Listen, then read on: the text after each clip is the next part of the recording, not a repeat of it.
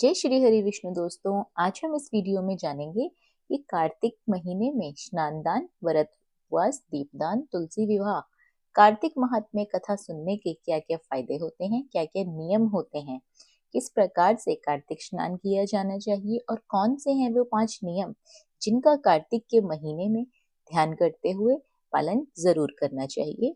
तो धर्मशास्त्र के अनुसार जो व्यक्ति कार्तिक के पवित्र माह के नियमों का पालन करता है वो व्यक्ति वर्ष भर यानी कि पूरा साल भर स्वास्थ्य, सुख और समृद्धि पाते हैं।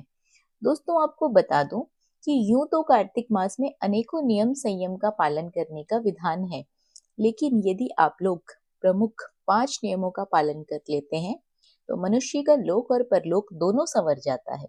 पद्म पुराण के अनुसार रात्रि में भगवान विष्णु के समीप कीर्तन जागरण करना चाहिए, प्रातःकाल स्नान करना चाहिए, तुलसी की सेवा करनी चाहिए, उद्यापन करना चाहिए, दीपदान करना चाहिए।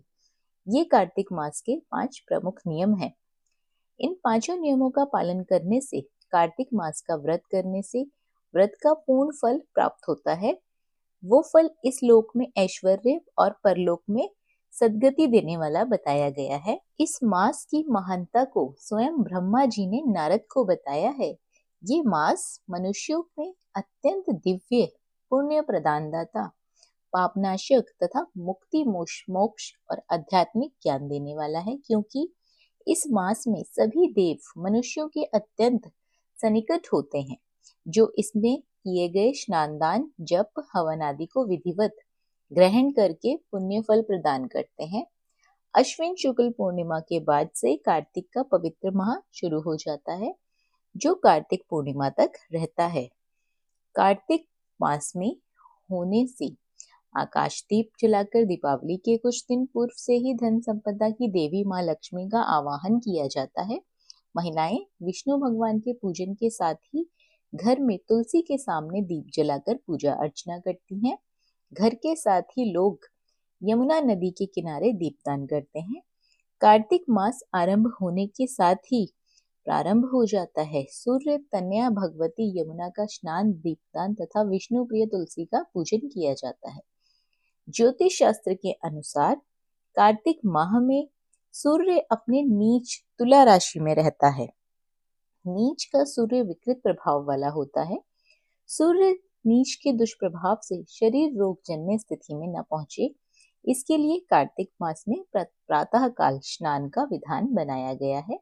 कार्तिक मास में सूर्य की गर्मी प्रतिदिन कम होने लगती है और मार्गशीर्ष लगने पर पूरी तरह जाड़े की ऋतु का शुरुआत हो जाती है। इसीलिए कार्तिक स्नान, पूजा अर्चना मनुष्य को काम, क्रोध आदि बाधाओं से शांत करते हुए मन को पूरी तरह भगवान विष्णु की भक्ति में लगाने का शास्त्रों में वर्णन किया गया है। पृथ्वी पर सूर्य किरणों की तपिश कम होने के कारण चंद्रमा का महत्व कार्तिक मास से शुरू हो जाता है, काफी बढ़ जाता है। यानी कि शरद पूर्णिमा से ही चंद्रमा का महत्व बढ़ जाता है, चंद्रमा का पूजन भी किया जाता है। शरद पूर्णिमा एक और जहां भगवान श्री कृष्ण की रासलीला रचाने की रात्रि है, वहीं लक्ष्मी पूजन के विधान का भी शुभारंभ इसी तिथि से होने लगता है। दीप मालिका के आगमन तथा विशेष लक्ष्मी पूजन का संकेत है शरद पूर्णिमा। शरद पूर्णिमा की सरल सी पूजा विधि हमारे चैनल पर दी गई है, आप लोग वहां से देख सकते हैं। ऊपर आई बटन में भी लिंक दिया गया है। इस दिन से आकाशीय दीप जलाने का शुभारंभ भी होता है।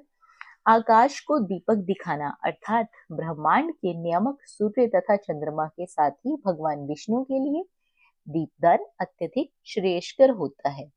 कार्तिक मास में व्रत रखने से व्यक्ति को उत्तम फलों की प्राप्ति होती है। प्रतिदिन तुलसी सेवा के साथ साथ दीपदान करने से मनुष्य को पुण्य बल प्राप्त होता है, क्योंकि श्री हरि विष्णु को तुलसी अति प्रिय है।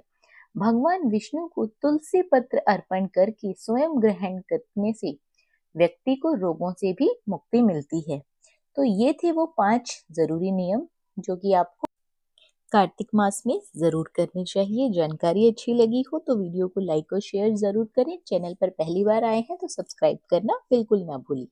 बने रहिए आपके अपने YouTube चैनल अंकित वास्तु ज्ञान में। धन्यवाद।